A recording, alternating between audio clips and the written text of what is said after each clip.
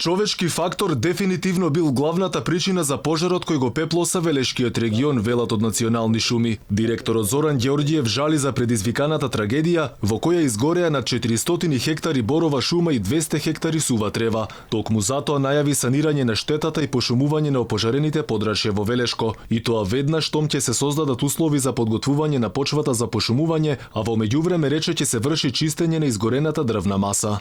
Првично, планираме да почнеме во оној дел каде што беа опожарени црноборовите шуми. Односно, тоа е, како што реков, околу 200 хектари. Во согласно со законите и во нормалниот период, односно почетокот на новембар месец, планираме да почнеме веднаш со пошумување на тој дел. Сега тука е дилемата со каков дрвен вид би требало да отпочнеме. Предлогот е да се оде со поквалитетен, но треба да го земеме и од аспектот дека во брз момент треба да реагираме со тоа што треба да се садниците малце можеби побрзо растечки за да се врате еколошкиот момент на градот.